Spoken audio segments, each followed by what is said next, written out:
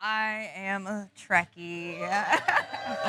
So ever since I was a little girl, I've always been fascinated with the sky. So when I saw Star Trek, I was like, we can go at warp speed?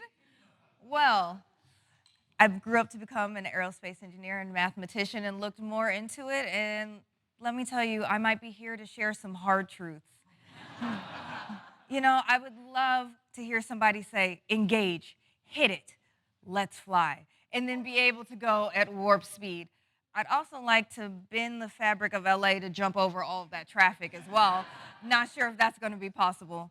But, there's a couple things about warp speed that's complicated, I would say.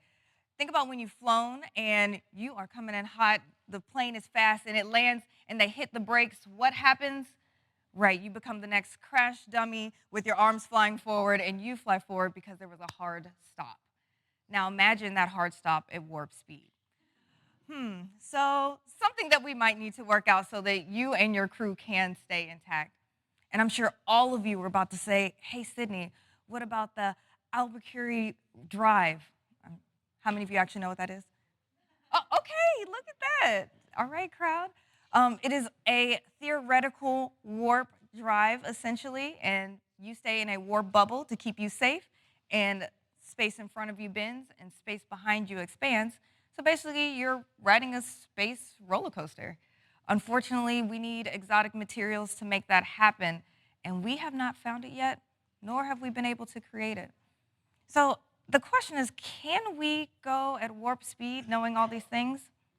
I mean, Einstein said mass cannot go the speed of light. However, in 1967, doctors, experts, all alike said women cannot run a marathon. It is physically impossible. Until Catherine Switz was able to run a marathon. And so she proved the world wrong. So I wonder if in 1,000 years they're going to look back at us and say, oh my gosh, wow, in 2025, they thought we couldn't go warp speed. That being said, I hope they fix the brakes before then. All right. I'm Sydney Hamilton. Thank you all so much. Live long and prosper.